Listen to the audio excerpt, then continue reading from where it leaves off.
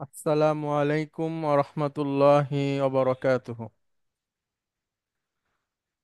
আলহামদুলিল্লাহ, আলহামদুলিল্লাহি রব্বিল আলামিন, ওয়াল আকিবাতু লিল মুত্তাকিন, ওয়াসসালাতু ওয়াসসালামু আলা রাসূলিহিল আমিন, ওয়া আলা আলিহি আত-তাইয়্যিবিন আত-তাহিরিন, ওয়া আলা যাওজাতিহি উম্মাহাতুল মুমিনিন, ওয়া সাল্লাল্লাহু আলাইহি ওয়া আলা আলিহি ওয়া সাহবিহি আজমাইন।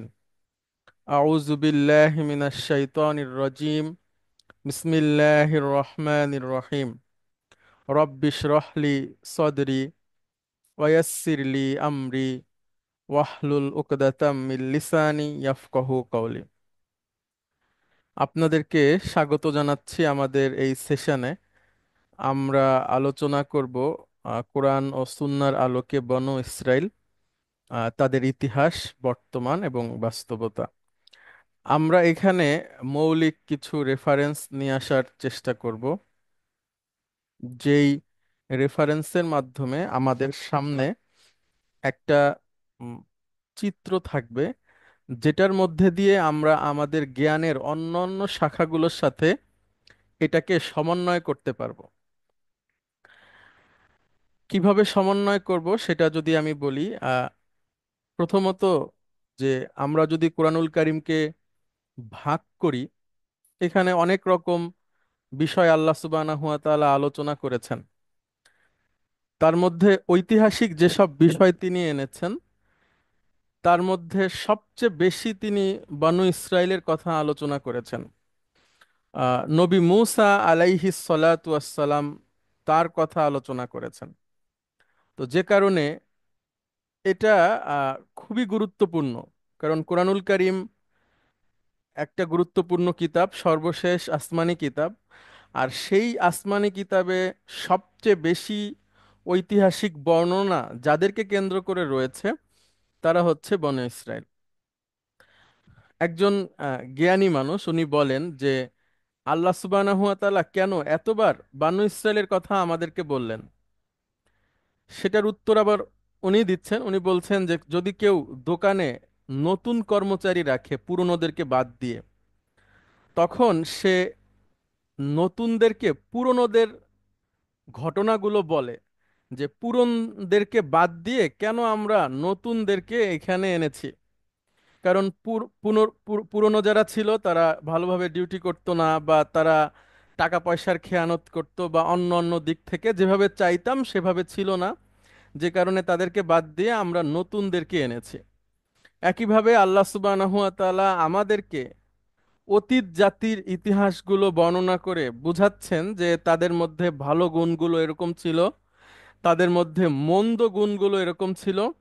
তো এই ভালো এবং মন্দগুলো জেনে আমরা যেন আমাদের পথ পরিচালনা করতে পারি, সেজন্য আল্লাহ সুবহানাহু ওয়া তাআলা তাদের কথা উল্লেখ করেছেন।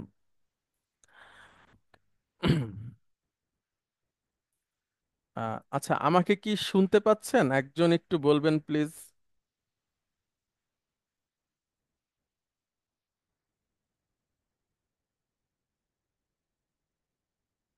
আমাকে কি শোনা যাচ্ছে না? জি আলহামদুলিল্লাহ শোনা যাচ্ছে। জি আলহামদুলিল্লাহ। স্যার আসসালামু আলাইকুম। আলহামদুলিল্লাহ স্যার, শোনা যাচ্ছে স্যার। আচ্ছা, থ্যাংক ইউ, থ্যাংক ইউ। আচ্ছা, তো আমি একটু আমাদের ক্লাস এইটার সুবিধার্থে আপনাদের মাইকটা একটু আনমিউট করে রাখছি, যেন বাইরের শব্দগুলো না আসে। তারপরে আমরা শেষের দিকে আবার চেষ্টা করব আপনাদের সাথে আপনাদের মাইকগুলো ওপেন করে দেওয়ার জন্য। আচ্ছা, যে কথা আমরা আলোচনা করছিলাম, তাহলে বনু ইসরাইল এর ব্যাপার, যেটা আল্লাহ সুবহানাহু ওয়া তাআলা কোরআনুল কারিমে অনেক অনেকবার এনেছেন।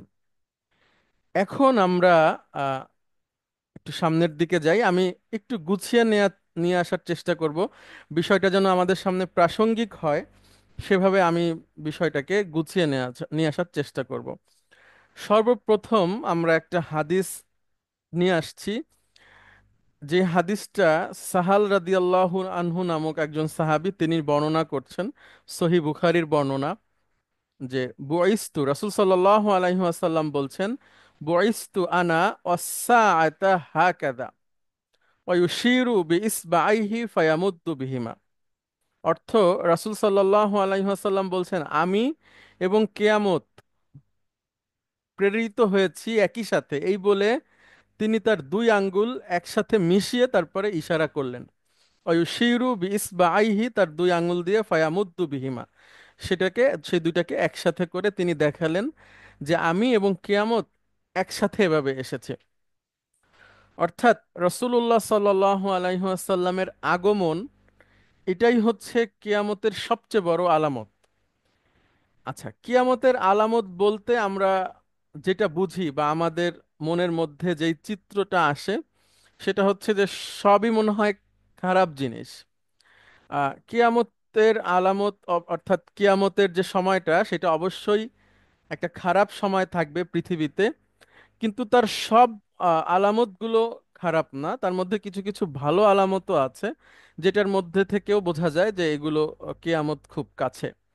অর্থাৎ পৃথিবীর সময় বা শেষ সময়গুলো চলে এসেছে। তো রাসূলুল্লাহ সাল্লাল্লাহু আলাইহি ওয়াসাল্লাম যেহেতু শেষ নবী এবং তারপরে আর কোনো নবী আসবেন না, তো সে কারণে উনি বলছেন যে, রাসূল সাল্লাল্লাহু আলাইহি সাল্লাম বলছেন যে আমি এবং কিয়ামত একই সাথে এসেছি। একই সাথে প্রেরণ করা হয়েছে। আর সেটা হচ্ছে তিনি আঙুল দিয়ে দেখাচ্ছেন যে এইভাবে করে প্রেরণ করা হয়েছে। তাহলে রাসূল সাল্লাল্লাহু আলাইহি সাল্লামের আগমনটাই হচ্ছে কিয়ামতের সবচেয়ে বড় আলামত। কিয়ামতের আরো কিছু আলামত আছে, যেই আলামতগুলো আমাদেরকে একটু জানা দরকার। এবং এর মধ্যে সব আলামত যে খারাপ তা না, আবার কিছু ভালো বিষয়ও আছে, তবে অধিকাংশই খারাপ। আমি একসাথে বলে যাচ্ছি এবং সেই সাথে একপাশে রেফারেন্সগুলো আছে, যেন এটা আমরা বানিয়ে বলছি না, এটা বোঝা যায়। যে কারণে একপাশে হচ্ছে আমরা যে কারণটা থাকবে কিয়ামতের আলামত বা কিয়ামত আসার, আর তার আরেক পাশে হচ্ছে রেফারেন্স যে কোথায় এটা আছে। তো এক নাম্বার আমরা এখানে দেখতে পাচ্ছি, ইলম উঠে যাবে, অর্থাৎ জ্ঞান যেটা সেটা আস্তে আস্তে উঠে যাবে। আমল উঠে যাবে, অর্থাৎ ভালো কাজের যে প্রতিযোগিতা বা ভালো কাজ করার প্রবণতা, এটা কমে যাবে। আমানত উঠে যাবে, এগুলো আমরা সবাই বুঝি যে আমানত কি জিনিস। মিথ্যা সাক্ষীর বিস্তার ঘটা, এগুলোর সবকিছুর আবার ব্যাখ্যা রয়েছে বিস্তারিত, সেগুলোতে আমরা এখন যাচ্ছি না, আমরা সংক্ষেপে বিষয়গুলোকে বোঝার চেষ্টা করি। অঙ্গীকার ভঙ্গ করা, অর্থাৎ মানুষ প্রচণ্ড পরিমাণের অঙ্গীকার ভঙ্গ করবে। আত্মীয়তার সম্পর্ক ছিন্ন করা হবে। সত্য গোপন করা, প্রতিবেশীর সাথে খারাপ ব্যবহার করা, লোভ বেড়ে যাওয়া এবং অভদ্র লোকদেরকে সম্পদ বলে গণ্য করা। অর্থাৎ যে সমস্ত মানুষ ভালো না তাদেরকে সমাজে বা অর্থাৎ আমাদের সামনে সম্পদ বলে গণ্য করা হবে। এরপরে হচ্ছে বয়স্ক লোক যুবক হতে চাইবে। এগুলোর ব্যাখ্যা আছে, তো আমরা ব্যাখ্যায় যাচ্ছি না, আমরা একটু একটা একটা চিত্র আমাদের মাথার মধ্যে রাখি যে আসলে বিষয়টা কেমন, তাহলে জ্ঞানের অন্য অন্য শাখার সাথে আমরা এটাকে সমন্বয় করতে পারবো। আচ্ছা, সৎ কাজের আদেশ এবং অসৎ কাজের নিষেধ করা বন্ধ হবে। তো দেখেন, আমি এটার একটু বলতে চাই যে অতীতে কোথাও যদি কোনো খারাপ কোনো কিছু হতো, তো মানুষ নিষেধ করতো বা বড়রা নিষেধ করতো, মুরব্বীরা নিষেধ করতো, এবং ছোটরা অনেক সময় সেটা মেনে নিত। কিন্তু এখন দেখবেন যে এমন এমন আহ, খারাপ কাজ হয় যে সৎ কাজের আদেশও সেখানে কেউ করতে যায় না, কারণ সবাই নিজের মতো করে থাকে। এবং অসৎ কাজের নিষেধ করাও মানুষ বন্ধ করে দিয়েছে একরকম। এবং এটা এটা অসৎ কাজের নিষেধ করাটা একরকম অপরাধ। আচ্ছা, তারপরে সাধারণ মানুষ অযোগ্য শাসক পছন্দ করবে। পৃথিবীর প্রতি ভালোবাসা আর মৃত্যুকে অপছন্দ করা, এটা হবে। শিরকের আধিক্য দেখা দেবে, অর্থাৎ প্রচণ্ড পরিমাণে শিরক সমাজে ছড়িয়ে পড়বে। বিদআতের ছড়াছড়ি হবে। ব্যবসার প্রসার ঘটবে, অর্থাৎ ব্যবসাটা প্রসারিত হবে সারা পৃথিবীতে। সম্পদের আধিক্য দেখা দেবে, অর্থাৎ মানুষের কাছে প্রচণ্ড পরিমাণের সম্পদ এটা থাকবে।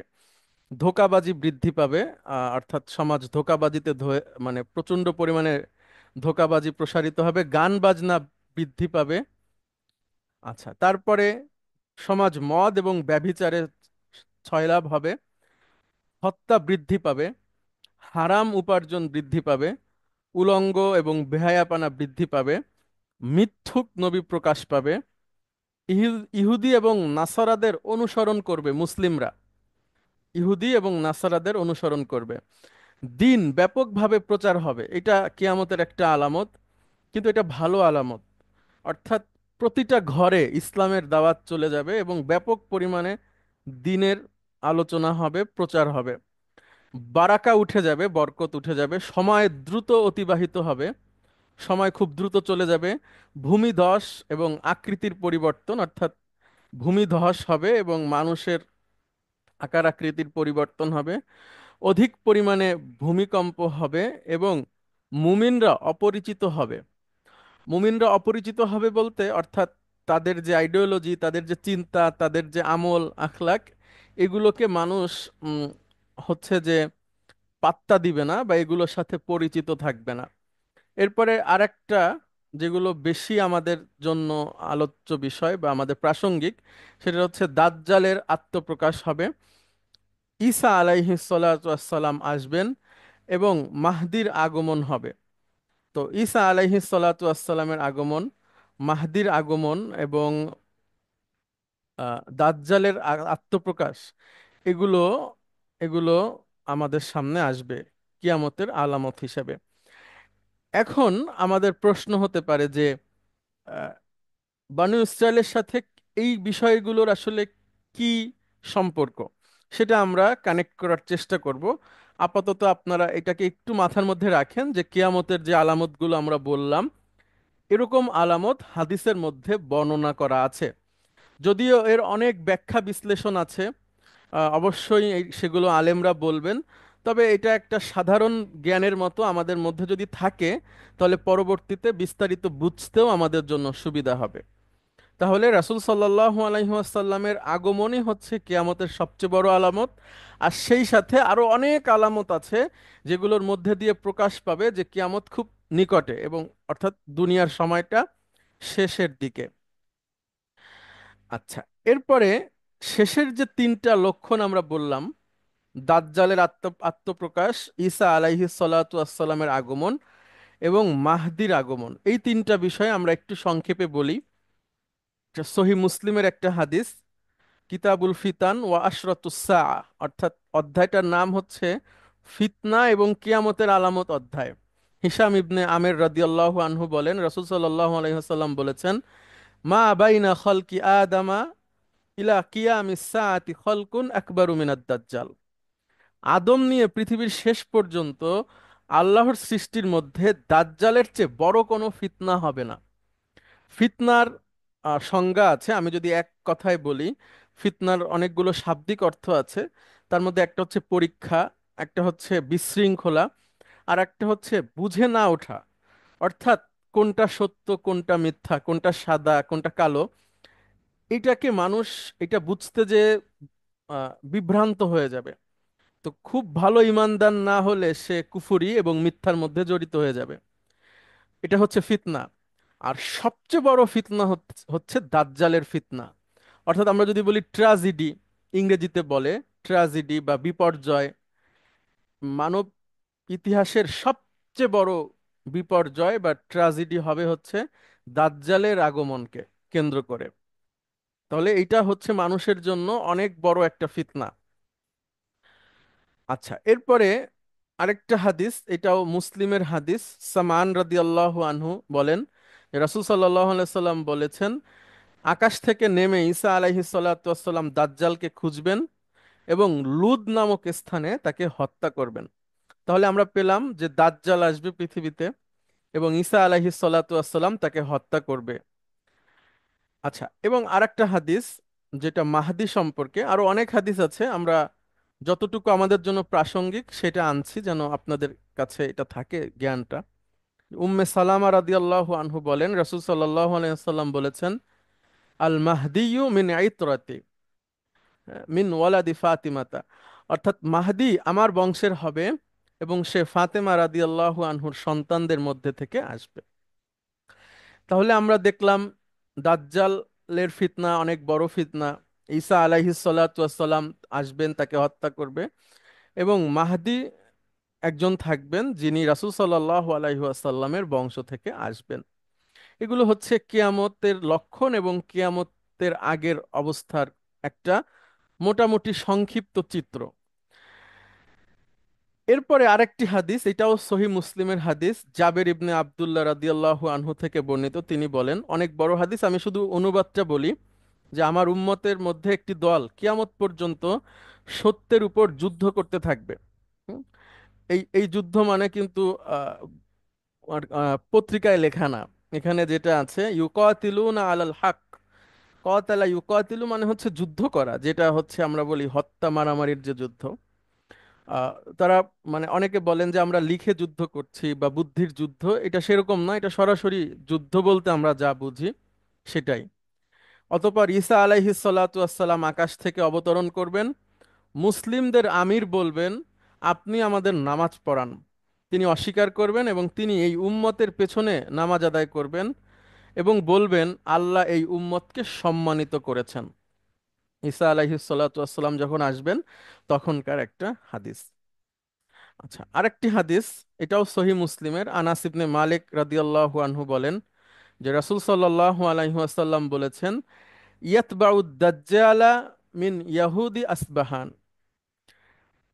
হ্যাঁ, এটা হচ্ছে দাজ্জালের সাথী বা তার অনুসারী হবে হচ্ছে ইহুদিদের থেকে, আর তারা হবে আসবাহান নামক স্থান, জায়গার কথা বলা হচ্ছে।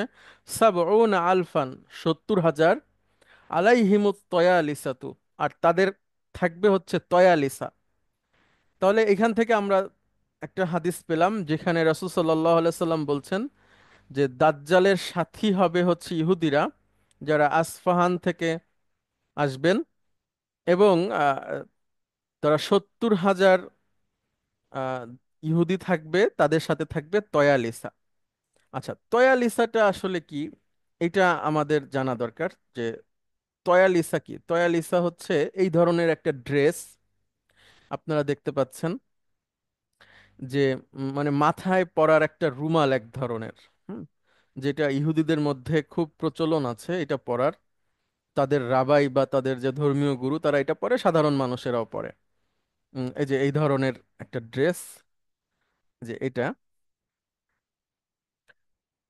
মাথায় উপর দিয়ে রাখা হয়, এটাকে তয়ালিসাতু বলে। তো এই ধরনের ড্রেস তাদের সাথে থাকবে এবং তারা সংখ্যায় 70,000 হবে এবং তারা আসফাহান নামক স্থান থেকে আসবে, দাজ্জালের অনুসারী হবে। তো এই পর্যন্ত আমরা যেটা পেলাম সেটা হচ্ছে রাসূল সাল্লাল্লাহু আলাইহি সাল্লামের আগমন, এবং রাসূল সাল্লাল্লাহু আলাইহি সাল্লামের আগমন থেকে নিয়ে কিয়ামতের আগ পর্যন্ত কি কি হবে তার একটা সংক্ষিপ্ত চিত্র। যে মানুষ বদলে যাবে, তাদের স্বভাব চরিত্র বদলে যাবে, তাদের নীতি নৈতিকতা বদলে যাবে, সময় বদলে যাবে, মানুষের চিন্তা চেতনা বদলে যাবে। ঈসা আলাইহিস সালাতু আসসালাম আসবে, দাজ্জাল আসবে, মাহদি আসবে, দাজ্জালকে হত্যা করা হবে, ঈসা আলাইহিস সালাতু আসসালাম এই উম্মার পিছনে সালাত আদায় করবেন, এরকম কিছু, এবং দাজ্জালকে সহযোগিতা করবে কারা, এরকম একটা সংক্ষিপ্ত চিত্র আমাদের সামনে আসছে। এখন আমরা আরেকটা আয়াত দেখি, সূরা মায়দা, আয়াত নাম্বার হচ্ছে 82। আল্লাহ সুবহানাহু ওয়া তাআলা বলছেন, লাতাজিদান্না আশাদ্দান নাস আদাওয়াতান। আল্লাহ সুবহানাহু ওয়া তাআলা রাসূল সাল্লাল্লাহু আলাইহি সাল্লামকে বলছেন যে লাতাজিদান্না, এখানে আরবি ব্যাকরণের একটা গুরুত্বপূর্ণ দুইটা বিষয় একসাথে হয়েছে। যারা অ্যাডভান্স লেভেলে আরবি পড়েছেন শেষের দিকে এটা জানা যায়। সেটা হচ্ছে লাম, শুরুতে যেটা আছে এটাকে বলে লাম তাকিদ, মানে কোনো কিছুকে গুরুত্ব দেওয়ার জন্য ব্যবহার করা হয়। আবার শেষে যে নুন আছে সেটাকেও বলে নুন তাকিদ, মানে হচ্ছে গুরুত্ব দেওয়ার জন্য যেই নুনটা ব্যবহার করা হয়। অর্থাৎ আল্লাহ সুবহানাহু ওয়া তাআলা একটা ভার্বের আগে এবং পরে দুইবার গুরুত্ব দিয়ে বলছেন যে লাতাজিদান্না আসাদ্দান নাসি আদাওয়াতান, অবশ্যই তুমি পাবে মানুষদের মধ্যে থেকে সবচেয়ে বেশি শত্রুতার দিক থেকে আল্লাহ লিল্লাযীনা আমানুল ইয়াহুদা ওয়াল্লাযীনা আশরাকু, যারা ইয়াহুদি এবং যারা মুশরিক, তারা মুমিনদের প্রতি খুব বেশি শত্রু ভাবাপন্ন থাকবে। আল্লাহ লিল্লাযীনা আমানু, যারা ঈমান আনবে তাদের প্রতি খুব বেশি শত্রুতা ভাবাপন্ন থাকবে দুই শ্রেণীর মানুষ। একটা হচ্ছে মুশরিক, আর একটা হচ্ছে ইয়াহুদি। এরপরে সূরা মাইদা আয়াত নাম্বার 51, আল্লাহ সুবহানাহু ওয়া তাআলা বলছেন, ইয়া আইয়ুহাল্লাযীনা আমানু লা তাত্তাখিযুল ইয়াহুদা ওয়ান নাসারা আউলিয়া। হে ঈমানদারগণ, তোমরা ইহুদি এবং খ্রিস্টানদেরকে বন্ধু হিসেবে তোমরা তাদেরকে গ্রহণ করো না। বা'দুহুম আউলিয়া বা'দ, তারা একজন আরেকজনের বন্ধু। ওমাই ইয়াতাওয়াল্লাহুম মিনকুম ফাইন্নাহু মিনহুম, তোমাদের মধ্যে থেকে যে তাদের সাথে বন্ধুত্ব করবে সে তাদেরই একজন। ইন্নাল্লাহা লা ইয়াহদিল কওমাজ জালিমিন, নিশ্চয়ই আল্লাহ সুবহানাহু ওয়া তাআলা জালিমদেরকে হেদায়েত দেন না। অর্থাৎ ইহুদি এবং খ্রিস্টানের সাথে আল্লাহ সুবহানাহু ওয়া তাআলা বন্ধুত্ব করতে আমাদেরকে নিষেধ করেছেন। বন্ধুত্বের সংজ্ঞা আছে, আমি আগেও বলছি, এই সব কিছু অনেক ব্যাখ্যা সাপেক্ষ, মানে অনেক বেশি বিস্তারিত আলোচনার মধ্যে দিয়ে জিনিসটা পরিষ্কার হয়। বন্ধুত্বেরও ব্যাখ্যা আছে যে আমরা তাদের সাথে কতটুকু সম্পর্ক করতে পারবো বা পারবো না। অর্থাৎ অন্তরঙ্গ যেটা ভালোবাসার সম্পর্ক, এটা তাদের সাথে কখনোই করা যাবে না। এরপরে আরো একটা, আরো তিনটা আয়াত, 5, 6 এবং 7 সূরা ফাতিহা, আল্লাহ সুবহানাহু ওয়া তাআলা আমাদেরকে শেখাচ্ছেন, এবং আমরা সবাই মানে সবচেয়ে যে মানে কম মুসলিম বা সবচেয়ে কম যোগ্যতা সম্পন্ন মুসলমান, সে অন্তত সূরা ফাতিহা মুখস্থ জানে।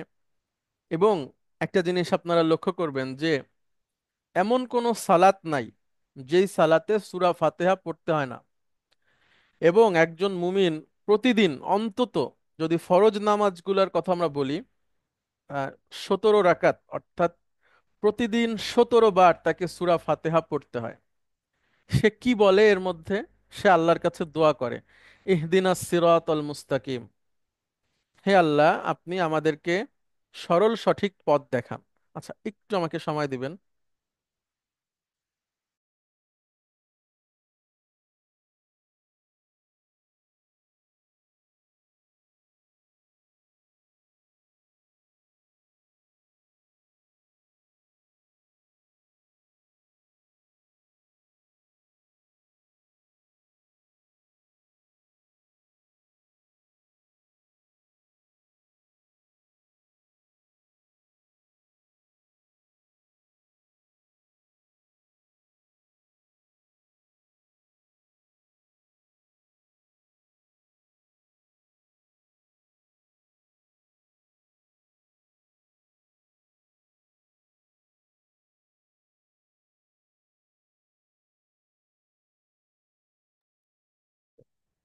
আচ্ছা, তো যে কথা বলছিলাম যে একজন মানুষ যাকে প্রতিদিন, মানে একজন মুসলিম হিসেবে প্রতিদিন তাকে 17 বার সূরা ফাতিহা পড়তে হয়।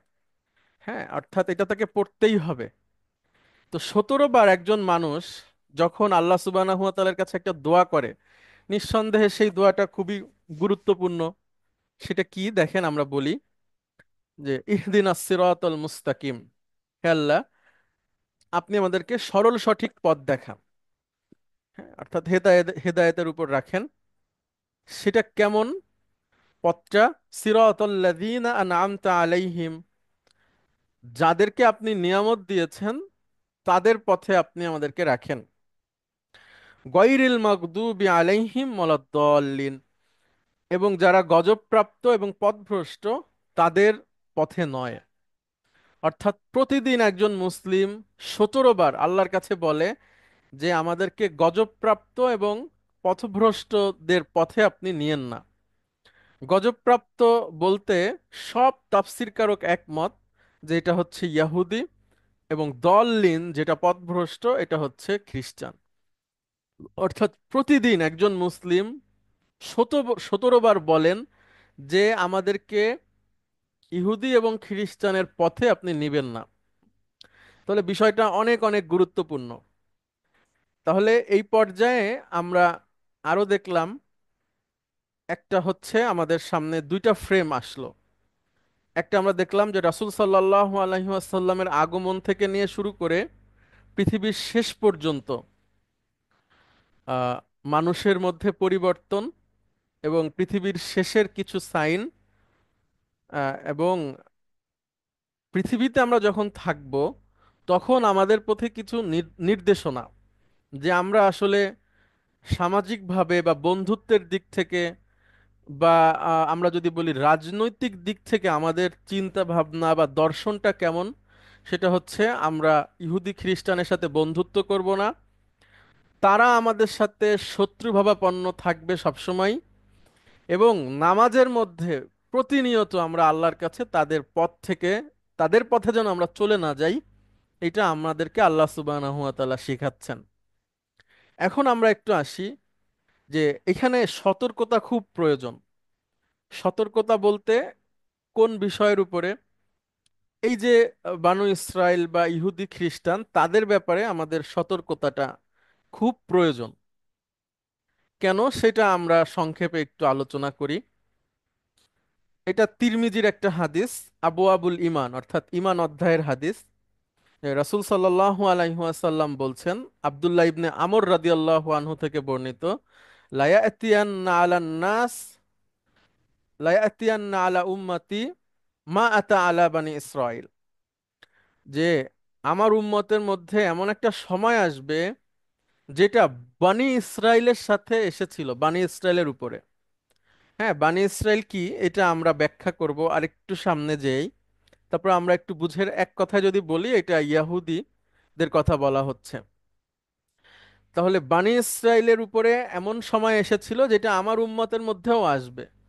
হুম, এখানেও রাসূল সাল্লাল্লাহু আলাইহি ওয়াসাল্লাম হাদিসের মধ্যে ওই ধরনের শব্দ ব্যবহার করেছেন যেটা আল্লাহ সুবহানাহু ওয়া তাআলা ব্যবহার করেছিলেন।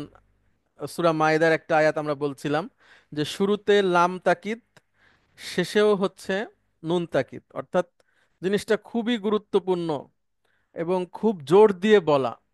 হ্যাঁ, মানে আমরা যদি বলি বাংলাতে যখন কেউ কোনো কথা বলে, খুব গুরুত্বপূর্ণ কথা যখন কেউ বলে, তখন সে তার মুখমণ্ডল, তার অঙ্গ প্রত্যঙ্গ ব্যবহার করে যখন কোনো কিছুকে জোর দেয়, খুব শক্তিশালীভাবে জোর দেয়।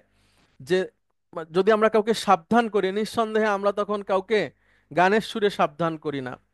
বা কাউকে আমরা যখন বলি সাপ বা আগুন, এভাবে কিছু বলি, আমরা চিৎকার দিয়ে বলি।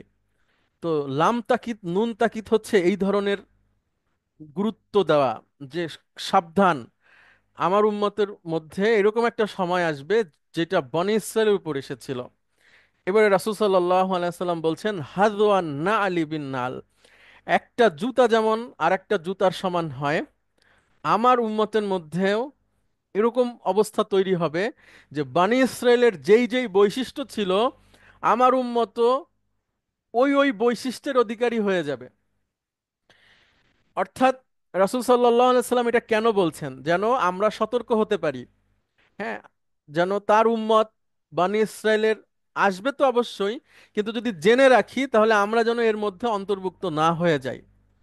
হ্যাঁ, তাহলে একটা ব্যাপার হচ্ছে যে মুসলিম হয়েও বানি ইসরায়েলের বা ইহুদিদের মতো হয়ে যাওয়ার সম্ভাবনা আছে, বা হয়ে যাওয়ার মতো আশঙ্কা আছে এটা। আচ্ছা, এরপরে আরেকটা হাদিস, সহিহ মুসলিমের হাদিস, আবু সাঈদ খুদরি রাদিয়াল্লাহু আনহু থেকে বর্ণিত। রাসূল সাল্লাল্লাহু আলাইহি সাল্লাম বলছেন, লাতাত্তাবিউন্না সানানাল্লাযীনা মিন ক্বাবলিকুম শিবরাম বিশিবরিন ওয়া যিরাআন বিযিরাইন। এটাও হচ্ছে ওই ধরনের শব্দ যেটা আল্লাহ সুবহানাহু ওয়া তাআলা ব্যবহার করেছেন, রাসূল সাল্লাল্লাহু আলাইহি ওয়াসাল্লামও ব্যবহার করছেন, যে অবশ্যই অবশ্যই তোমরা পূর্ববর্তী জাতিকে বিঘতে বিঘতে, হাতে হাতে, আঙুলে আঙুলে অনুসরণ করবে। হাত্তা লাউ দাখালু ফি জুহরি দব্বিন লাত্তাবা'তুমুহুম, তারা যদি গুইসাপের গর্তে ঢুকে যায় তাহলে তোমরাও সেই গুইসাপের গর্তের মধ্যে ঢুকে যাবে। কুলনা, আমরা বললাম, ইয়া রাসূলুল্লাহ, আল ইয়াহুদা ওয়ান নাসারা, আপনি কি ইয়াহুদি এবং নাসারাদের ব্যাপারে বলছেন? কল, তিনি বললেন, ফামান, তাহলে আর কারা? অর্থাৎ রাসূল সাল্লাল্লাহু আলাইহি সাল্লাম বলছেন যে তোমরা তোমাদের পূর্ববর্তী জাতি যারা ইহুদি বা খ্রিস্টান, তাদেরকে এমন ভাবে অনুসরণ করবে, হাতে হাতে বিঘাতে বিঘাতে। যদি তারা গর্তে ঢুকে যায়, সাপের গর্তে, তাহলে তোমরাও ঢুকবা। আর একটা হাদিস আমরা দেখলাম যে একটা জুতা যেমন আর একটা জুতার সমান হয়, রাসূল সাল্লাল্লাহু আলাইহি সাল্লামের উম্মতের মধ্যে থেকেও বানি ইসরায়েলের ওই বৈশিষ্ট্যধারী তৈরি হবে। এটা হচ্ছে রাসূল সাল্লাল্লাহু আলাইহি সাল্লামের ভবিষ্যৎবাণী এবং সতর্কতা যে এরকম হতে পারে, হবে, এবং সেখানে যেন আমরা অন্তর্ভুক্ত না হই। এবং রাসূল সাল্লাল্লাহু আলাইহি সাল্লামের সুন্নাহগুলো যদি আমরা দেখি যে তিনি কিভাবে ইহুদি খ্রিস্টান অর্থাৎ পূর্ববর্তী জাতির খারাপ বিষয়গুলোকে থেকে বিরোধিতা করেছেন এবং তাদের সঠিক বিষয়টা যেটা ছিল সেটার মধ্যেও তিনি ভিন্নতা এনেছেন। অর্থাৎ পুরোপুরি একটা আলাদা সংস্কৃতি, আলাদা দৃষ্টিভঙ্গি তৈরি করেছেন। আব্দুল্লাহ ইবনে আব্বাস রাদিয়াল্লাহু আনহু বলেন, সহিহ মুসলিমের হাদিস, যে মুহররম মাসের 10 তারিখে আমরা রোজা রাখতাম। তো রাসূল সাল্লাল্লাহু আলাইহি ওয়াসাল্লামকে জানানো হলো তো এই যে ইহুদিরাও 10 তারিখে রোজা রাখে। তখন রাসূল সাল্লাল্লাহু আলাইহি সাল্লাম বললেন যে আগামী বছর যদি আমরা বেঁচে থাকি তাহলে আমরা 9 তারিখেও একটা রোজা রাখবো, অর্থাৎ তারা একদিন রোজা রাখে, আমরা 2 দিন রাখবো, আর তাদের বিরোধিতা করব। এরপরে আবু হুরায়রা রাদিয়াল্লাহু আনহু থেকে আরেকটা হাদিস, সহিহ বুখারীর হাদিস, কিতাবু আহাদিসিল আম্বিয়া, অর্থাৎ নবীদের কাহিনী অধ্যায়ে আছে সহিহ বুখারীর, সেখানে হাদিসটা আছে। রাসূল সাল্লাল্লাহু আলাইহি সাল্লাম বলছেন, ইন্নাল ইয়াহুদা ওয়ান নাসারা লা ইয়াসবুগুন, ইহুদি এবং নাসারারা তারা তাদের চুল এবং দাড়ি এগুলোকে রাঙায় না। ফাখালিফুহুম, তোমরা তাদের বিরোধিতা করো, অর্থাৎ তোমরা তোমাদের চুল দাড়ি এগুলোকে রাঙিয়ে তোমরা তাদের বিরোধিতা করো। আমি আগেও বলছি যে এই সব কিছুই হলো ব্যাখ্যা সাপেক্ষ। এর মধ্যে যে বিধানগুলো আছে সব বিধানেরই ব্যাখ্যা আছে, ফিক আছে, কিন্তু মূলত যে দৃষ্টিভঙ্গিটা আমরা এখান থেকে নিতে চাই সেটা হচ্ছে যে মূল বক্তব্য যেটা, যে তাদের বিরোধিতা করা, কালচারালি তাদের বিরোধিতা করা, তাদের চিন্তার বিরোধিতা করা, তাদের কাজের বিরোধিতা করা।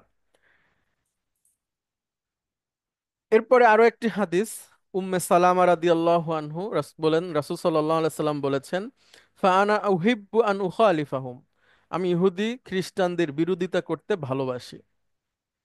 একজন সাহাবী, উনি মসজিদে বসেছিলেন, বসার ভঙ্গিটা হলো যে মানে হাত পেছনের দিকে, মাথার কাছে একটা আর কোমরের কাছে একটা দিয়ে এইভাবে করে একভাবে বসা। তো রাসূল সাল্লাল্লাহু আলাইহি সাল্লাম তাকে দেখে বলছেন যে তুমি তো ইহুদিদের মতো বসে আছো।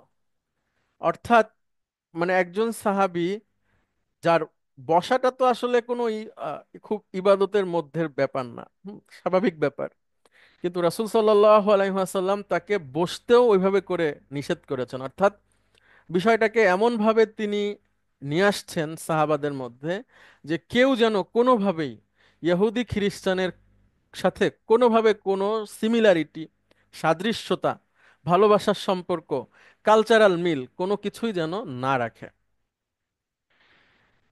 Okay? আচ্ছা, তাহলে আমাদের সামনে এবার তিনটা ফ্রেম আসলো। একটা হচ্ছে যে রাসূল সাল্লাল্লাহু আলাইহি সাল্লামের আগমন থেকে নিয়ে কিয়ামত সংঘটিত হওয়া পর্যন্ত কিছু চিহ্ন। দুই, আল্লাহ সুবহানাহু ওয়া তাআলা কোরআনুল কারিমে ইহুদি এবং খ্রিস্টান সম্পর্কে কি বলেছেন। আর তিন হচ্ছে রাসূল সাল্লাল্লাহু আলাইহি ওয়াসাল্লাম তাদের ব্যাপারে কি বলেছেন এবং নিজে তিনি কি আমাদেরকে করে শিখিয়ে গিয়েছেন, হ্যাঁ, এই বিষয়।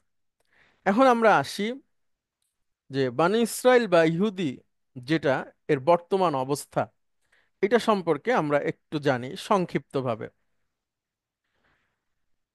ইহুদিদের বর্তমান অবস্থা হচ্ছে ইসরায়েল বা ইসরায়েল, দুইভাবে বলা হয়, উচ্চারণ করা হয়, নামক রাষ্ট্র, যেটা একমাত্র ইহুদিবাদী রাষ্ট্র এবং এই রাষ্ট্রের সাথে বাংলাদেশের রাষ্ট্রীয় কোনো সম্পর্ক নাই অফিসিয়ালি, যতদূর আমরা জানি আর কি। আহ, উম, যদিও কারোর সাথে ইন্ডিভিজুয়ালি কখনো কখনো আসে, যে এর সাথে সম্পর্ক তার সাথে সম্পর্ক ইত্যাদি, কিন্তু অফিসিয়ালি যে কূটনৈতিক সম্পর্ক থাকে সেই ধরনের কোনো সম্পর্ক বাংলাদেশের সাথে সে দেশের নাই। আচ্ছা, এটা হচ্ছে ইসরায়েলের পতাকা আর ইসরায়েলের প্রধানমন্ত্রী বেনিয়ামিন নেতানিয়াহু। আমরা যদি তাদের নামগুলো খেয়াল করি, তাদের নামগুলোর মধ্যে অনেক বার্তা আছে। বেনিয়ামিন হচ্ছে বিনিয়ামিন বলা হয়, ইউসুফ আলাইহিস সালাতু ওয়াসসালামের একজন ভাই ছিলেন। তার নামের সাথে মিল করে আরো একটা বিষয় আছে, আমরা সামনে দেখব। বেনিয়ামিন নেতানিয়াহু উম, ইসরায়েলের সবচেয়ে বেশি সময় ধরে থাকা প্রধানমন্ত্রী। সে 96 সালে একবার প্রধানমন্ত্রী হয়েছিল, এবং তারপরে সেখানেও সে 4 বছর ছিল। এরপরে 2015 থেকে 2021 এটা সে টানা ছিল। উম, এর মাঝখানে 2021 থেকে আহ 2021 থেকে দুইবার দুজন নতুন এসেছে অল্প কয়েকদিন থেকে। এরপরে আবার 2022-এর ডিসেম্বর থেকে এখন পর্যন্ত সে প্রধানমন্ত্রী হিসেবে আছে। ওকে, আচ্ছা। তারপরে এখন যে রাষ্ট্রপতি তার নাম হচ্ছে আইজ্যাক হারজোগ। আইজ্যাক বলা হয় হচ্ছে ইসহাককে। ইসহাক আলাইহিস সালাতু ওয়াসসালাম একজন নবী। আর হারজোগ হচ্ছে হিব্রু ভাষাতে বলা হয় হচ্ছে অনুসারী, মানে ইসহাকের অনুসারী, এই ধরনের নামের অর্থ। সে হচ্ছে রাষ্ট্রপতি। এবং ইসরায়েলের যে জনসংখ্যা 2023 সালের পরিসংখ্যান অনুযায়ী এটা হচ্ছে 97 লক্ষ। অর্থাৎ আপনার, যদি আমরা ঢাকা শহরের মিরপুরের মানুষের জনসংখ্যা গুনি, তো যদি সেখানে আবার ইহুদিদের সংখ্যাও আলাদা আছে, মানে মোট জনসংখ্যার মধ্যে সবাই ইহুদি না, সেখানে বেশ কিছু অন্য অন্য ধর্মের মানুষ আছে। তো ইসরায়েলের আমরা যদি ধরি ইহুদিদের সংখ্যা সব মিলিয়ে এখানে 72 লাখ। অফিসিয়ালি আমরা যদি আরো 8 লাখ বাড়ায় ধরি, সেখানে 80 লক্ষ মানুষ। যেখানে আমরা বলা হয় ঢাকা শহরে 2 কোটি মানুষ আছে, বা আরো বেশি থাকতে পারে। তো ঢাকা শহরে যে মানুষ আছে তার থেকেও অনেক কম মানুষ ইসরায়েলে বসবাস করে। এবং আরবি এবং হিব্রু হচ্ছে তাদের অফিসিয়ালি ভাষা। মুসা আলাইহিস সালাতু ওয়াসসালামের অনুসারী দাবি করে। এবং উম, তাদের যে জনসংখ্যার হার, এটা লক্ষণীয় খুব। 1948 সাল থেকে নিয়ে এখন পর্যন্ত তাদের যে গ্রাফ আছে জনসংখ্যার, সে সময় ছিল হচ্ছে 20 লাখ, 2 মিলিয়ন। এখন সেটা 9 মিলিয়নে চলে এসেছে। এবং মজার ব্যাপার হলো যে তাদের সবার, আমরা যদি দেখি গুরুত্বপূর্ণ ব্যক্তি সবার ছেলে মানে বাচ্চাদের সংখ্যা অনেক বেশি। আমরা সেটা নিয়েও কোনো এক সময় আলোচনা করব। আমরা এখন আমাদের প্রসঙ্গের সামনের দিকে যাই, এটা হচ্ছে তাদের বর্তমান অবস্থা। আমরা একটু বানু ইসরায়েলের ইতিহাস দেখি, যে ঐতিহাসিকভাবে কিভাবে আসলে আমরা তাদের সম্পর্কে জানবো বা চিনবো। একজন নবী ইব্রাহিম আলাইহিস সালাতু ওয়াসসালাম, যার উপনাম হচ্ছে বা উপাধি খলিলুল্লাহ। খলিলুল্লাহ হচ্ছে তার বৈশিষ্ট্য। আল্লাহ সুবহানাহু ওয়া তাআলা তার সম্পর্কে বলেছেন যে আমি ইব্রাহিমকে বন্ধু হিসেবে অ্যাকসেপ্ট করেছি। এটা তার একটা সম্মানসূচক অর্জন, যেটা অন্য নবীর ব্যাপারে আল্লাহ সুবহানাহু ওয়া তাআলা বলেননি। আপনারা যদি ডিকশনারি দেখেন, খলিল মানে হচ্ছে খুব অন্তরঙ্গ বন্ধু। হ্যাঁ, খলিল বা এর আরেকটা আরবি হয় শফিক, অনেকের নাম হয় অন্তরঙ্গ বন্ধু। এবং তার আরেকটা উপাধি হচ্ছে আবুল আম্বিয়া। অর্থাৎ ইব্রাহিম আলাইহিস সালাতু ওয়াসসালামের বংশ থেকে অনেক নবী আসছেন। এটাও আমরা পরে কোনো এক সময় আলোচনা করব এই প্রসঙ্গে। এবং তার আরেকটা উপাধি হচ্ছে আবুল মিল্লাহ, অর্থাৎ তিনি হচ্ছেন জাতির পিতা, মুসলিম জাতির পিতা। ইব্রাহিম আলাইহিস সালাতু ওয়াসসালামের জন্ম হচ্ছে ইরাকের বাবিল শহরে, যেটা ফোরাত নদীর তীরে এবং বাগদাদের কাছাকাছি একটা শহর, অনেক প্রাচীন শহর। এবং তার দুজন স্ত্রী এবং দুজন পুত্র সন্তান সম্পর্কে আমরা জানতে পারি। তো ইব্রাহিম আলাইহিস সালাতু ওয়াসসালাম যিনি ইরাকে ছিলেন, ইরাক থেকে তিনি আহ, হিজরত করে চলে আসেন। আপনারা হয়তো অনেকেই জানেন যে তিনি একজন পূজারীর ঘরে জন্মগ্রহণ করেছিলেন। পরবর্তীতে আল্লাহ তাকে হেদায়েত দেন, তিনি নবী হন। তাকে আগুনে ফেলে দেওয়া হয়, সেখান থেকে আল্লাহ তাকে রক্ষা করেন।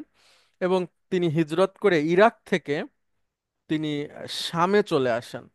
যদিও সেই সময়ের ইরাক, সিরিয়া, জর্ডান, ফিলিস্তিন এগুলো সবই একসাথে শাম বলা হয়। তবে শামের প্রাণ ছিল হচ্ছে, আমরা যদি ধরি যে সিরিয়া, ইরাক এই ধরনের অঞ্চল। এবং তিনি এখান থেকে ফিলিস্তিনের এলাকা যেটা আছে সেখানে চলে আসেন। ইব্রাহিম আলাইহিস সালাতু ওয়াসসালামের দুজন স্ত্রী ছিলেন, একজন হচ্ছে হাজিরা আর একজন হচ্ছে সারা।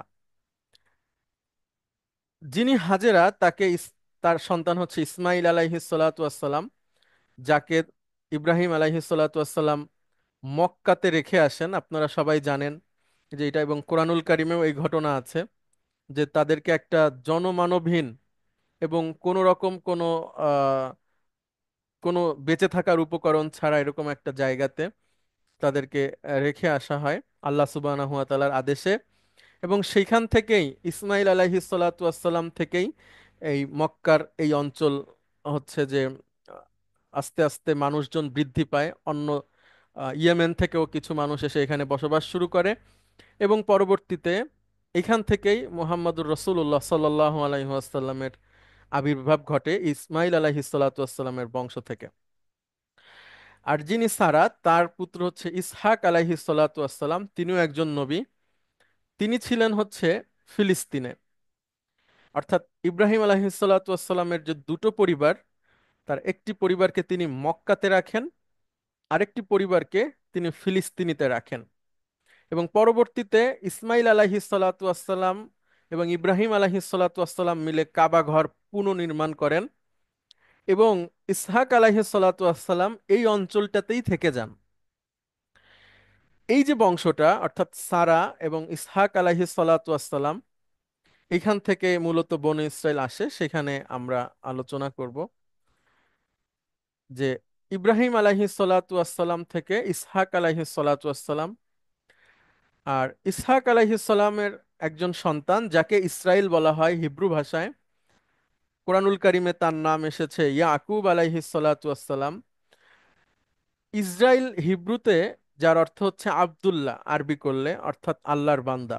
ইয়াকুব আলাইহিস সালাতু ওয়াসসালামকে হিব্রু ভাষায় ইসরাইল বলা হয়, এবং সেইখান থেকেই মূলত ইসরাইল রাষ্ট্রের নাম এসেছে। অর্থাৎ তারা তাদের যে যা কিছুকে অনুসরণ করে, অর্থাৎ আদর্শিকভাবেই তারা তাদের দেশের নাম রেখেছে। এবং ইয়াকুব আলাইহিস সালাতু ওয়াসসালামের সন্তান হচ্ছে ইউসুফ আলাইহিস সালাতু ওয়াসসালাম।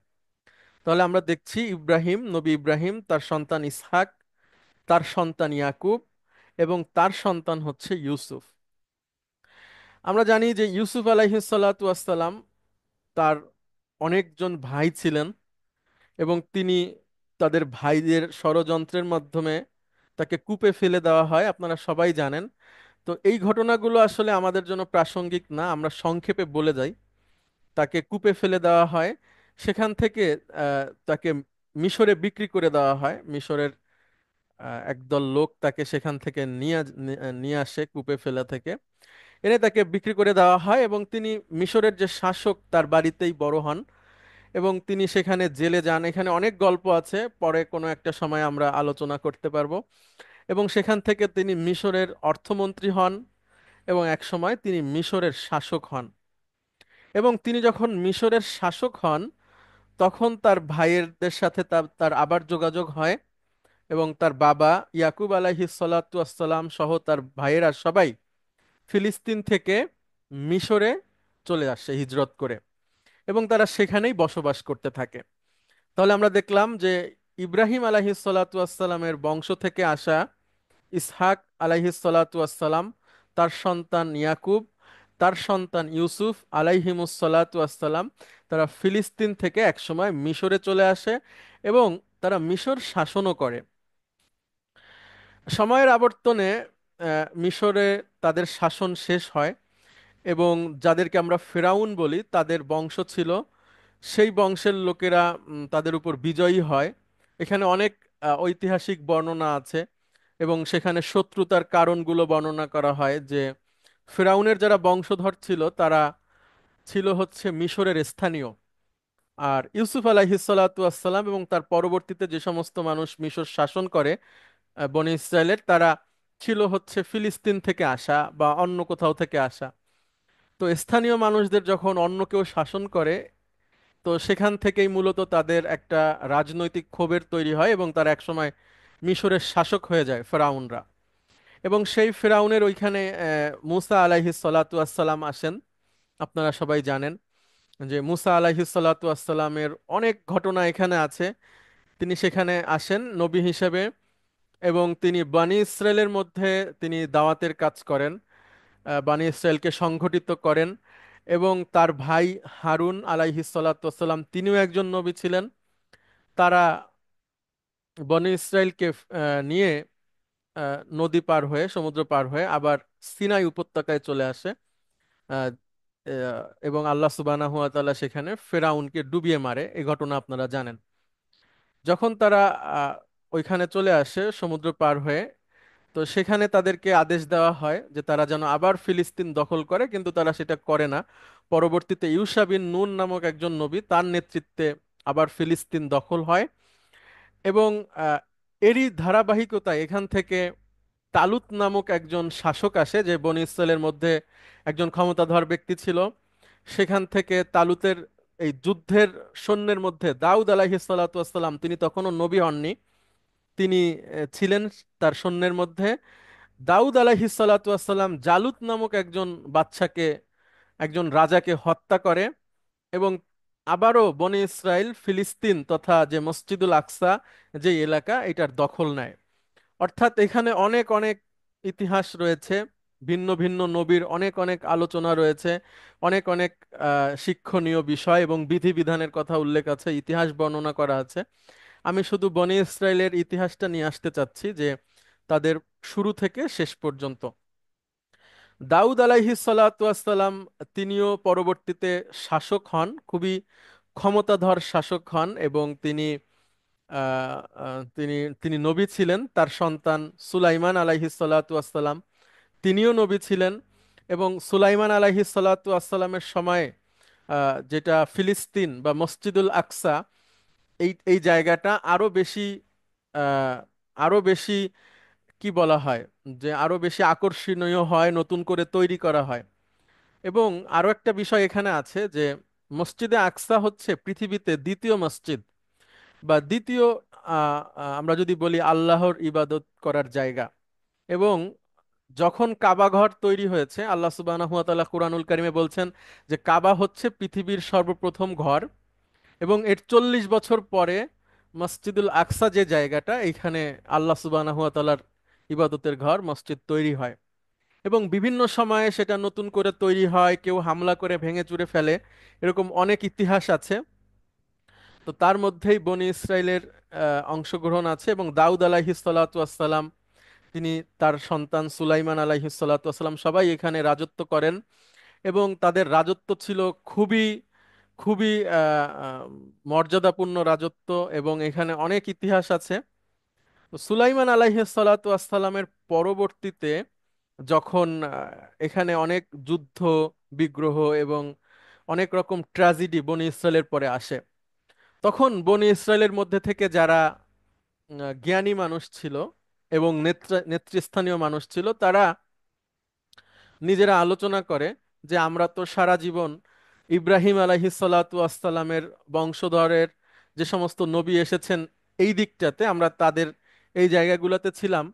তো ইব্রাহিম আলাইহিসসালাতু আসসালামের আরো একজন সন্তান আছে, ইসমাইল আলাইহিসসালাতু আসসালাম, আমরা সেখানে যে বসবাস করি। এবং তাদের যে তাওরাত ছিল, সেখানে যে ভবিষ্যৎবাণী ছিল যে শেষ নবী ওই এলাকাতে আসবেন, তো শেষ নবীর জন্য তারা আহ, মদিনাতে এসে আশ্রয় নেয়। এবং পৃথিবীর আরো বিভিন্ন জায়গায় তারা ছড়িয়ে ছিটিয়ে থাকে, কিন্তু সেটা উল্লেখযোগ্য না। উল্লেখযোগ্য ছিল হচ্ছে 3টা গোত্র যারা মদিনাতে চলে আসে। ইয়াসরিব সেই সময়ের নাম ছিল। এবং মদিনাতে 3টা প্রধান গোত্র ছিল বনি ইসরায়েলের। একটা হচ্ছে বনু নাদির, একটা বনু কাইনুকা, এবং আরেকটা হচ্ছে বনু কুরাইজা। এবং এই প্রতিটা আহ, গোত্রের মধ্যেই আলাদা আলাদা ইতিহাস আছে, যেগুলো আমাদের জন্য জানা খুবই প্রয়োজন। আমরা সংক্ষেপে একটু বলি যে কিভাবে তারা মদিনায়, আমরা তো জানলাম, আসলো শেষ নবীর জন্য, এবং ইব্রাহিম আলাইহিসসালামের যে আরো একজন সন্তান ইসমাইল আলাইহিসসালাম তার এলাকাতে। এখানে এসে রাসূল সাল্লাল্লাহু আলাইহি ওয়াসাল্লাম যখন মদিনায় আসলেন, এসে মদিনা সনদ নামে একটি চুক্তি করে, যেই চুক্তির মৌলিক বিষয় ছিল যে আমরা সবাই মিলে একসাথে মদিনাতে বসবাস করব। আমরা সবাই সবার অধিকার রক্ষায় থাকব। মদিনাতে যদি বাইরের কোনো শত্রু এসে হামলা করে আমরা সবাই একসাথে তাদের মোকাবেলা করব, এবং মদিনাতে থাকা অবস্থায় আমরা কারো বিরুদ্ধে কেউ যুদ্ধ করব না, ষড়যন্ত্র করব না। এরকম একটা চুক্তির মধ্যে সবাই আবদ্ধ হয় এবং সবাই যার যার ধর্মীয় স্বাধীনতা এটা তারা পাবে। কিন্তু পরবর্তীতে তারা সবাই এই চুক্তিগুলো ভাঙে, বিশেষ করে এই তিনটা গ্রুপের আলাদা আলাদা ঘটনা আছে, যেটা সূরা আল ইমরান, সূরা হাসর এবং সুনানে আবু দাউদে অনেক বিস্তারিত আলোচনা রয়েছে। আমরা সংক্ষেপে বলি, যদি বনু নাদিরের ঘটনা। বনু নাদিরের সাথে যে রাসূল সাল্লাল্লাহু আলাইহি সাল্লামের চুক্তি ছিল, কিন্তু পরবর্তীতে তারা এই চুক্তিটা ভেঙে ফেলে, রাসূল সাল্লাল্লাহু আলাইহি ওয়াসাল্লামকে হত্যা করতে চায়। একটা বিশেষ ঘটনার মধ্যে থেকে মাথার উপর পাথর রেখে পরবর্তীতে রাসূল সাল্লাল্লাহু আলাইহি সাল্লাম এটা জানতে পারে, এবং তাদের সাথে বাইরের কাফেরদের যোগাযোগ হয় চিঠির মাধ্যমে, সেটাও জানা যায়। পরে রাসূল সাল্লাল্লাহু আলাইহি ওয়াসাল্লাম তাদেরকে চলে যেতে বলে। আহ, তো তারা কেউ কেউ চলে যায় এবং কিছু কিছু মানুষ থেকে যায়, যে বার্ষিক যে আয় হবে সেই আয়ের অর্ধেক দিয়ে তারা মদিনাতে বসবাস করে, বনু নাদিরের কিছু অংশ। বনু কাইনুকা যারা, তাদের মধ্যে একটা ঘটনা ঘটে যে একজন মুসলিম নারীর কাপড়ের একটা অংশ একজন ইহুদি এক জায়গায় বাঁধায় রাখে। পরবর্তীতে সেই মহিলা যখন উঠে যেতে চায়, তো তখন তার এই কাপড় খুলে যায়। খুলে গেলে এটা নিয়ে হাসাহাসি হয়। তো একজন একজন মুসলিম এটা দেখে, যে ইহুদি ওই মহিলার কাপড় বাঁধিয়ে রেখেছিল তাকে হত্যা করে ফেলে। তো ইহুদিরা আবার সেই মুসলিম যুবককে হত্যা করে ফেলে। তো এর কারণে রাসূল সাল্লাল্লাহু আলাইহি ওয়াসাল্লাম তাদের বিরুদ্ধে যুদ্ধ ঘোষণা করেন এবং তাদেরকে মানে খুব শক্তভাবে মদিনা ছেড়ে চলে যেতে বলেন, এবং শর্ত দেন যে কিছুই নিতে পারবা না, শুধু একটা উটে যতটুকু জিনিস ধরে এতটুকু নিয়ে তোমরা এখান থেকে চলে যাও, কারণ তারা চুক্তি ভঙ্গ করেছিল। এরপরে বনু কুরাইজা, যেটা অনেক বড় একটা ঐতিহাসিক বিষয়, গুরুত্বপূর্ণ বিষয়। এবং আহ, বনু কুরাইজাকে কেন্দ্র করে এখনো পর্যন্ত বনে ইসরায়েল বা ইহুদি যারা, তারা অনেক বেশি হচ্ছে নিষ্ঠুর এই ঘটনাকে কেন্দ্র করে। এবং আহ, আপনারা একটা স্লোগান শুনে থাকবেন, সেটা আমরা আসছি সেই আলোচনাতে। খন্দকের যুদ্ধ যেটা বা আহজাবের যুদ্ধ, যেখানে রাসূল সাল্লাল্লাহু আলাইহি ওয়াসাল্লামের বিরুদ্ধে কাফেরদের সাথে বনু কুরাইজা গোপনে যোগাযোগ করে এবং তাদেরকে যুদ্ধে সহযোগিতার জন্য একটা অবস্থা নেয়। তো পরবর্তীতে রাসূল সাল্লাল্লাহু আলাইহি সাল্লাম এটা জেনে যান এবং রাসূল সাল্লাল্লাহু আলাইহি ওয়াসাল্লাম বনু কুরাইজাকে ঘেরাও করেন। তাদের চুক্তি ভঙ্গের অপরাধে তাদের বিরুদ্ধে যুদ্ধের ঘোষণা দেয়। পরবর্তীতে তারা বলে যে ঠিক আছে, আমরা একটা মানে যুদ্ধ না করে আমরা একটা চুক্তিতে আসি। তো রাসূল সাল্লাল্লাহু আলাইহি সাল্লামের একজন সাহাবীকে ইহুদিরা শাসক মানে সালিস হিসেবে মানে। তো সেখানে নির্দেশ হয় যে যত বালেগ মুসলিম আছে, সরি, যত বালেগ মানুষ আছে, বালেগ ইহুদি আছে, যারা অস্ত্র ধরার যোগ্যতা রাখে, তাদের সবাইকে হত্যা করা হবে। হ্যাঁ, এবং তাদের সম্পদগুলো মুসলিমরা নিয়ে যাবে, এটা হচ্ছে তাদের বিচার। কেন?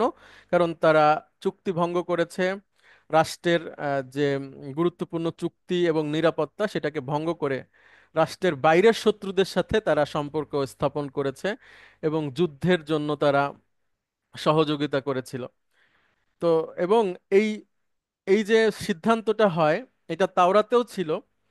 তাওরাতের একটা বিধান ছিল যে যখন কোথাও কোনো আহ, জায়গা যুদ্ধ করে দখল করা হবে, তখন সেখানে সমস্ত পুরুষদেরকে হত্যা করা হবে। তো ঠিক একই সিদ্ধান্ত ওই সাহাবী রাদিয়াল্লাহু আনহু নেন এবং রাসূল সাল্লাল্লাহু আলাইহি সাল্লাম সেটা সমর্থন করে। এবং ঐতিহাসিক বর্ণনা মতে বনু কুরাইজাতে প্রায় 800 ইহুদি পুরুষকে হত্যা করা হয় একই দিনে। হ্যাঁ, তো এইটা নিয়ে ইহুদিদের অনেক ক্ষোভ আছে। এবং আপনারা জানেন যে এখানে খাইবার ওই জায়গাটার নাম বলা হয়, খয়বার স্থানের নাম, বা খয়বার যুদ্ধও বলা হয়। তো ওই একটা স্লোগান আছে যেটা ফিলিস্তিনি এবং সারা পৃথিবীতে অনেক বেশি আহ, সমাদৃত, যে এটা হচ্ছে খাইবার খাইবার ইয়া ইয়াহুদ, মানে হে ইহুদিরা তোমরা খাইবারের কথা স্মরণ করো, জাইশু মুহাম্মদ সাউফা ইয়াউদ, মানে মুহাম্মাদের যে সৈন্য তারা অচিরেই আসছে।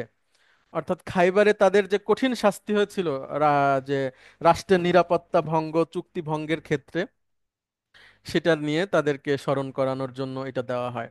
এটা তাদের অনেক বড় একটা ট্র্যাজেডি ছিল, ভয়াবহ ট্র্যাজেডি তাদের ইতিহাসের। তো এই হচ্ছে মদিনার তিনটা গোত্রের ইতিহাস, যে কিছু একটা একটা গোত্রকে একদম ধ্বংস করে দেওয়া হয়, আর একটা গোত্রকে বের করে দেওয়া হয়, আর একটা গোত্র আহ, বাৎসরিক টাকা দেওয়ার শর্তে মদিনাতে ছিল। পরবর্তীতে উমার রাদিয়াল্লাহু আনহু, তিনি যখন খলিফা হন, তার আদেশে পুরা আরব, জাজিরাতুল আরব থেকে ইহুদিদেরকে বের করে দেওয়া হয়, এবং সেখান থেকে ইহুদিরা পৃথিবীর বিভিন্ন জায়গায় চলে যায়। এবং এটাই হচ্ছে মোটামুটি ইহুদিদের ইতিহাস, যে একদম ইব্রাহিম আলাইহিস সালাতু আসসালাম থেকে নিয়ে খলিফা উমর রাদিয়াল্লাহু আনহু পর্যন্ত। এবং তারা সারা পৃথিবীতে ছড়িয়ে যায়, বিভিন্ন জায়গায় বিভিন্নভাবে থাকে, কিন্তু কখনোই তাদের কোনো রাষ্ট্র ছিল না, তাদের কোনো রাজনৈতিক শক্তি ছিল না। পরবর্তীতে এটা আসে 1897 সালে। আহ, একজন ইহুদি সাংবাদিক, সে এটাকে একটা আন্দোলনের রূপ দেয়, যেটাকে বলা হয় ইন্টারন্যাশনাল জায়নিস্ট কংগ্রেস। হ্যাঁ, এটা তারা একটা একটা আহ্বান করে, একটা কংগ্রেস। এবং সেখানে তারা বেশ কিছু ডিসিশন নেয়, যে ওই সাংবাদিকের নাম হচ্ছে থিওডল হার্টজেল, এই ধরনের একটা নাম উনি। এবং এইখান থেকেই মূলত যে জায়নিস্ট আন্দোলন, বা হচ্ছে যে তাদের যে পুরনো ভূমিতে ফিরে যাওয়ার আন্দোলন, প্যালেস্টাইন বা ফিলিস্তিনে মসজিদুল আকসা দখল করার যে রাজনৈতিক আন্দোলন, এখান থেকেই মূলত শুরু হয় 1897 সালে। এবং সারা পৃথিবীতে ছড়িয়ে ছিটিয়ে থাকা যে ইহুদি, তাদের সবাইকে নিয়ে একসাথে যেন একটা রাষ্ট্র তৈরি করা যায়, সেটার একটা আন্দোলন এই কংগ্রেস থেকে তারা শুরু করে। এবং এখানে উম, আমরা বেশ কিছু ঐতিহাসিক বিষয় আছে, যে মসজিদে আকসা বা ফিলিস্তিন বা জেরুজালেম, যেটা অনেক সম্মানিত একটা স্থান, পৃথিবীর প্রাণ কেন্দ্র আমরা বলতে পারি, সেই জায়গাটা উম, হলো উমার রাদিয়াল্লাহু আনহু যখন দখল করে, এরপরে আবার খ্রিস্টানরা দখল করে। পরবর্তীতে উম, সুলতান সালাউদ্দিন আইয়ুবী, তিনি এটাকে দখল করেন আবার খ্রিস্টানদের থেকে।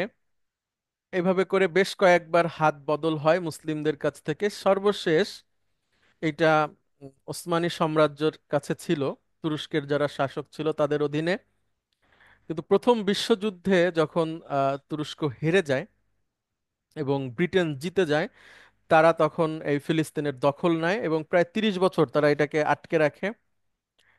এবং ব্রিটেনের একজন একজন একটা একটা ইউনিভার্সিটির প্রফেসর, তার নাম হচ্ছে হাইম ওয়াইজম্যান, যে ব্রিটেনের প্রথম বিশ্বযুদ্ধের যুদ্ধে একটা বিস্ফোরক তৈরিতে সহযোগিতা করে, উদ্ভাবনে। তো সে ইহুদি ছিল। তো তাকে প্রথম বিশ্বযুদ্ধে জেতার পরে ব্রিটেনের যে তৎকালীন প্রধানমন্ত্রী, তিনি জিজ্ঞেস করেছিলেন যে আপনি কি চান আমার কাছে। তো তিনি বলেছেন যে আমি ফিলিস্তিনে আমার আহ, যে একটা ভূমি চাই, যেখানে আমাদের স্বজাতিরা সেখানে থাকবে। তো সেখান থেকেই জাহাজে ভরে ভরে ইহুদিদেরকে আস্তে আস্তে নিয়ে আসা হয়। এবং 1948 সালে হঠাৎ একদিন রাতে তারা একটা রাষ্ট্র ঘোষণা করে দেয়। তার 5 মিনিটের মধ্যে আমেরিকা সেটাকে সাপোর্ট করে, এবং জাতিসংঘ সেটাকে বৈধতা দেয়। এবং সেই 48 সাল থেকে নিয়ে শুরু করে এখন পর্যন্ত তারা অনেক অনেক যুদ্ধ মুসলিমদের সাথে করে। এখানে অনেক ইতিহাস এবং অনেক অনেক কথা আছে। আমরা সংক্ষেপে যদি দেখি, 1982 সালে তারা লেবাননে হামলা করে, পাশের দেশ হচ্ছে লেবানন, এবং সেখানে প্রায় 18,000 মানুষকে তারা হত্যা করে। এরপরে ইসরায়েল আরব যুদ্ধ হয় বেশ কয়েকবার, 1986, 1996, 2006, এবং হচ্ছে যে 2014, এবং এখন পর্যন্ত আপনারা সবাই জানেন যে কি পরিমাণ মানুষ তারা হত্যা করছে এই অঞ্চলে। তো এই হচ্ছে তাদের মোটামুটি ইতিহাস আমাদের সামনে আসা। আমরা এখন তাদের কিছু বৈশিষ্ট্যের কথা জানবো, যে কারা আসলে বনি ইসরাইল এবং আহ, তাদের তাদের তাদের বৈশিষ্ট্যটা কি, বা রাসূল সাল্লাল্লাহু আলাইহি ওয়াসাল্লাম বা কোরআন সুন্নাহর এখানে তাদেরকে কিভাবে চিত্রিত করা হয়েছে এবং আমাদের সতর্কতাটা আসলে কি কোথায়। এক, ইহুদিদের একটা চরিত্রের কথা আল্লাহ সুবহানাহু ওয়া তাআলা বলছেন যে যাদেরকে আমি তাওরাত দিয়েছিলাম, মাসালুল্লাযীনা হুম্মিলুত তাওরাতা সুম্মা লাম ইয়াহমিলুহা কামাসালিল হিমার ইয়াহমিলু আসফারা। আল্লাহ বলছেন যাদেরকে তাওরাতের ধারক বাহক বানিয়েছিলাম, তারা সেটাকে যথাযথভাবে বহন করেনি। তারা বহন করেছে কিভাবে? কামাসালিল হিমার, তারা বহন করেছে হচ্ছে গাধার মতো। অর্থাৎ গাধার পিঠে যদি আমরা অনেক কিছু চাপিয়ে দেই, গাধা সেখানে যদি ল্যাপটপ থাকে বা ডাক্তারি ইঞ্জিনিয়ারের বই থাকে, তাতে যেমন গাধার কিছু যায় আসে না। যারা তাওরাত পেয়েছিল তাদের কথা আল্লাহ বলছেন যে তারা শুধু গাধার মতো এটা নিয়ে বেড়াতো, বহন করে বেড়াতো। আল্লাহ বলছেন বিইসা মাসালুল কওমিল্লাযীনা কাযযাবু বিআয়াতিল্লাহ, মানে যারা আল্লাহ সুবহানাহু ওয়া তাআলার আয়াতকে, নিদর্শনকে মিথ্যা প্রতিপন্ন করে তাদের তুলনা কতই না খারাপ। আল্লাহু লা ইয়াহদিল কওমাজ জালিমিন, আল্লাহ জালেমদের হেদায়েত দেন না। তাহলে বনি ইসরাইল বা ইহুদি তাদের একটা বৈশিষ্ট্য ছিল যে আল্লাহর পক্ষ থেকে যে কিতাব তাদের কাছে আসছে এটা তারা বুঝতো না, শুধু বহন করে বেড়াতো। একইভাবে এরকম বৈশিষ্ট্য কিন্তু আমাদের মধ্যে আছে, যে আমরা শুধু এটাকে পড়ি বা বহন করি, বা বোঝার চেষ্টা করি না। দুই, বনি ইসরাইলের বা ইহুদিরা একটা কাজ করত, সেটা কি? আয়েশা রাদিয়াল্লাহু আনহা বলেন, রাসূল সাল্লাল্লাহু আলাইহি ওয়াসাল্লাম বলেছেন, লাআন আল্লাহুল ইয়াহুদা, ইহুদিদের উপর আল্লাহর লানত আসুক। ইত্তাখাদু কুবুর আম্বিয়াহুম মাসাজিদ, তারা তাদের মসজিদগুলোকে, তারা তাদের নবীদের কবরগুলোকে মসজিদে রূপান্তরিত করেছে, অর্থাৎ সেজদার জায়গা হিসেবে তারা সেগুলোকে বানিয়ে ফেলেছে। অর্থাৎ নবীদের যে কবরগুলো সেগুলোকে তারা সেজদা দেয়। আমরা লক্ষ্য করব যে মুসলিমদের মধ্যে থেকেও কিন্তু কবরে সেজদা দেওয়ার গ্রুপ আছে। আচ্ছা, এরপরে দিনকে পীর ফকির বা শুধুমাত্র যারা মানে ধর্মগুরু তাদের কেন্দ্রিক করে ফেলানো, অর্থাৎ শুধুমাত্র যে এটা তাদের কাছ থেকেই আসবে এবং কোনো রকম যাচাই বাছাই ছাড়া, কোনো রকম সতর্কতা ছাড়া সেগুলোকে মেনে নেওয়া। আল্লাহ বলছেন যে ইত্তাখাযু আহবারহুম ওয়া রুহবানাহুম আরবাবাম মিন দুনিল্লাহ, ইহুদি এবং খ্রিস্টানরা তাদের যারা আহবার রুহবার ছিল, তাদের যারা ফকির দরবেশ বুজুর্গ বা বড় তাদের আলেম ছিল, তাদেরকে তারা রব হিসেবে একসেপ্ট করে নিয়েছে আল্লাহকে বাদ দিয়ে। ওয়াল মাসিহ ইবনা মারিয়াম, এবং ঈসা আলাইহিস সালাতু ওয়াসসালামকেও তারা রবের জায়গায় বসিয়ে ফেলেছে। ওয়ামা উমিরু ইল্লা লিয়াবুদু ইলাহান ওয়াহিদা, কিন্তু তাদের প্রতি আদেশ ছিল যে তারা শুধু এক আল্লাহকে ইলাহ হিসেবে গ্রহণ করবে। হ্যাঁ, সুবহানাহু আম্মা ইউশরিকুন, আল্লাহ সুবহানাহু ওয়া তাআলা পবিত্র সেই সব থেকে যেসব ব্যাপারে তারা শিরক করে। অর্থাৎ তারা ঈসা আলাইহিস সালাতু আসসালামকে আল্লাহর স্থানে বসায়, বা তাদের আলেম ওলামাদেরকে আল্লাহর স্থানে যেভাবে বসায়, রবের স্থানে বসায়, যেটা ভেবে বসায়, যেই দৃষ্টিভঙ্গি থেকে বসায়, আল্লাহ সুবহানাহু ওয়া তাআলা সেসব থেকে পবিত্র। আচ্ছা, বনি ইসরায়েলের আরেকটা চরিত্র ছিল যে তাদের তাদের যারা পণ্ডিত ছিল, সবাই না, অধিকাংশই, তারা মানুষের সম্পদকে অন্যায়ভাবে লুট করত। আল্লাহ বলছেন ইয়া আইয়ুহাল্লাযীনা আমানু ইন্না কাসীরাম মিনাল আহবার, হে মুমিন, নিশ্চয়ই ইহুদি এবং খ্রিস্টানদের যারা পণ্ডিত, যারা জ্ঞানী বা আহবার রুহবার আছে, যারা তাদের ধর্মগুরু আছে, লায়াকুলুনা আমওয়ালান নাসি বিল বাতিল, তারা মানুষের সম্পদকে অবৈধভাবে ভক্ষণ করে। ওয়াসুদ্দুনা আন সাবিলিল্লাহ, এবং আল্লাহর পথ থেকে সরিয়ে দেয়। শুধু যে সম্পদগুলোকে অবৈধভাবে নিয়ে নেয় শুধু তাই না, তারা আবার মানুষকে অন্য পথে দিয়ে দেয়, আল্লাহর যে পথ আছে সেই পথটা থেকে অন্য পথে ঘুরিয়ে দেয়। পাঁচ, ইহুদিদের বা বনি ইসরায়েলের একটা খুব খারাপ স্বভাব ছিল যে তারা আল্লাহ সুবহানাহু ওয়া তাআলাকে গালি দিত। আল্লাহ সম্পর্কে বাজে কথা বলতো। তারা বলতো কি আল্লাহ কৃপণ, আল্লাহ হচ্ছে গরিব, আমরাই হলাম ধনী। হ্যাঁ, এরপরে আরো অনেক অনেক কথা, এগুলো আমরা পরবর্তীতে কোনো এক সময় আলোচনা করব। আমরা প্রসঙ্গক্রমে দুই একটা বলি। যে তারা উজায়ের একজন নবী, তাকে আল্লাহর সন্তান হিসেবে সাব্যস্ত করা, এটা তাদের কাজ ছিল। এরপরে তারা আল্লাহ সুবহানাহু ওয়া তাআলাকে প্রকাশ্যে দেখতে চাইতো। হ্যাঁ, তাদেরকে আল্লাহ সুবহানাহু ওয়া তাআলা ফেরাউনের হাত থেকে কিভাবে বাঁচালেন, এটা তারা নিজ চোখে দেখেছে। যে নদী বা সমুদ্রের মধ্যে থেকে রাস্তা হয়ে গেছে তাদের চোখের সামনেই। কিন্তু তারপরেও আল্লাহকে তারা আবার নিজ চোখে দেখতে চাওয়া, এটা আল্লাহর শানে এক ধরনের বেয়াদবি। এরপরে আল্লাহ সুবহানাহু ওয়া তাআলাকে কৃপণ বলা, তারা বলে অকালাতিল ইয়াহুদু, আল্লাহ বলছেন অকালাতিল ইয়াহুদু ইয়াদুল্লাহি মাগলুলা। ইহুদিরা বলে আল্লাহর হাত হচ্ছে আটকানো, মানে আল্লাহ হচ্ছেন কৃপণ। তো এরকম ভাবে তারা আল্লাহর প্রতি আহ, এটাকে অকৃতজ্ঞ হয়ে যাওয়া, এবং আল্লাহ তাদের যখনই তাদের অভাব আসতো তারা আল্লাহকে কৃপণ বলতো। তারপরে যখন আল্লাহ সুবহানাহু ওয়া তাআলাকে না দেখে বিশ্বাস করার বিষয় ছিল, সেগুলোকে তারা অস্বীকার করেছে। ইহুদি বা বনি ইসরায়েলদের আরেকটা বৈশিষ্ট্য হচ্ছে বাপ দাদার যে অনুসরণ, এটাকে খুব শক্তভাবে ধরা। যেমন আপনি কাউকে কোনো একটা কিছু বলে সংশোধন করতে চাইবেন, বলবে যে এত মানুষ করে, আমার বাবা করছে, দাদা করছে, তারা কি ভুল করছে নাকি?" এই কথা আল্লাহ সুবহানাহু ওয়া তাআলাও কোরআনুল কারীমে বলছেন। ওয়া ইযা কিলা লাহুমুত্তাবিউ মা আনজালাল্লাহ, যখন ইহুদিদেরকে বলা হতো, তারা তো আসছিলই শেষ নবীর অনুসরণ করার জন্য মদিনাতে, অনেক বছর ধরে মদিনায় তারা অপেক্ষা করছে। কিন্তু যখন তারা দেখলো যে তাদের মধ্যে থেকে নবী আসেনি, তাদের বংশ থেকে আসছে বাইরে থেকে, তখন তারা আর মুহাম্মদ সাল্লাল্লাহু আলাইহি সাল্লামকে মানতে রাজি না। হ্যাঁ, তো আল্লাহ সুবহানাহু ওয়া তাআলা তখন বলছেন যে তুমি তাদেরকে বলো আল্লাহ যা নাজিল করেছে সেইটার অনুসরণ করো। তো আল্লাহ বলছেন যখন তাদেরকে বলা হয় আল্লাহ যা নাজিল করেছে সেটার অনুসরণ করো, কলু তারা বলে বাল নাত্তাবিউ মা আলফাইনা আলাইহি আবাহানা, বরঞ্চ আমরা সেটার অনুসরণই করব যেটার উপর আমরা আমাদের বড়দেরকে পেয়েছি, বাবাদেরকে পেয়েছি, দাদাদেরকে পেয়েছি, সেইটার উপরেই আমরা অনুসরণ করব। আল্লাহ সুবহানাহু ওয়া তাআলা কি নাজিল করেছে সেটার থেকে তারা তাদের বাপ দাদার অনুসরণ, এটাই তারা বেশি প্রাধান্য দিত।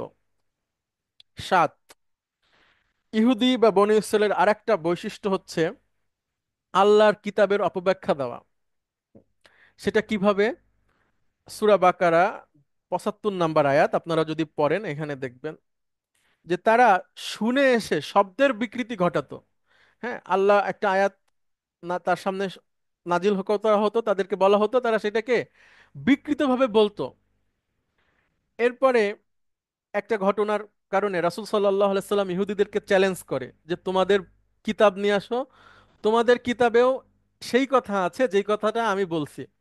তো তারা রাসূল সাল্লাল্লাহু আলাইহি সাল্লামের সামনে কিতাব এনে আঙ্গুল দিয়ে ঢেকে, মানে যেখানে ওই কথাটা লেখা ছিল সেই জায়গাটা আঙ্গুল দিয়ে ঢেকে আর এক জায়গা থেকে তারা দেখাচ্ছে। এটা কোরআনুল কারীমের আয়াত, মানে এটা এই ঘটনাটা আছে।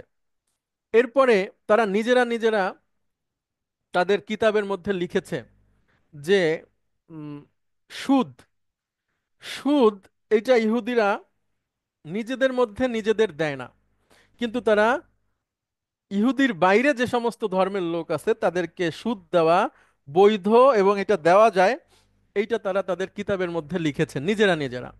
অর্থাৎ ইহুদিদের মধ্যে একটা বিষয় আছে যে কোনো ইহুদি আর এক ইহুদিকে সুদে টাকা ধার দেয় না, কিন্তু তারা সারা পৃথিবীতে যে সুদের ব্যবসা আছে এটাই তাদের বিজনেস। এবং ঐতিহাসিকভাবে দেখা যায় যে তারা যখন পৃথিবীর বিভিন্ন জায়গায় ছিল তাদের অন্যতম পেশা ছিল যে এই যে সুদি মহাজনী বা বিভিন্ন মানুষকে সুদে টাকা ধার দেওয়া। 8, এইটা আল্লাহ রাসূল সাল্লাল্লাহু আলাইহি ওয়াসাল্লামের একটা সতর্কতা, এগুলোর ব্যাখ্যা আছে। আমরা শুধু একটা সংক্ষিপ্ত চিত্র আবারও বলি আপনাদের সামনে দিতে চাই। যে আব্দুল্লাহ ইবনে আব্বাস রাদিয়াল্লাহু আনহু বলেন রাসূল সাল্লাল্লাহু আলাইহি ওয়াসাল্লাম বলেছেন আরাকুম সাতুশাররিফুনা মাসাজিদাকুম বাদি, আমি দেখতে পাচ্ছি তোমরা তোমাদের মসজিদগুলোকে আমার পরে মানে সাজাবে, উঁচু করবে। কামা শর্রফাতিল ইয়াহুদু কানা ইসাহা ওয়া কামা শর্রফাতিন নাসারা বিয়াহা, অর্থাৎ ইহুদি এবং খ্রিস্টান তাদের যে ইবাদতের জায়গা আছে সেটাকে যেভাবে সাজায় তোমরাও এটাকে সাজাবা। তো এটার আসলে ব্যাখ্যা আছে যে কতটুকু সাজানো যাবে বা যাবে না, এগুলো নিয়ে অন্য আলোচনা করা যাবে। দেখা গেল একটা এলাকায় কোরআন শিক্ষা হাদিস শিক্ষার কোনো ব্যবস্থা নাই, কিন্তু মসজিদে দামি টাইলস বা এই যে উঁচু গম্বুজ, দামি এসি, এগুলো আয়োজন আছে। কিন্তু সেই মসজিদের কোনো একজন মুসল্লিকে যদি সাধারণ একটা প্রশ্নও করা হয় দিন সম্পর্কে, সে বলতে পারে না। কিন্তু তাদের মসজিদে এসি আছে, তাদের মসজিদে বড় গম্বুজ আছে, টাইলস আছে। তো এগুলোই হচ্ছে মূলত ব্যাপার।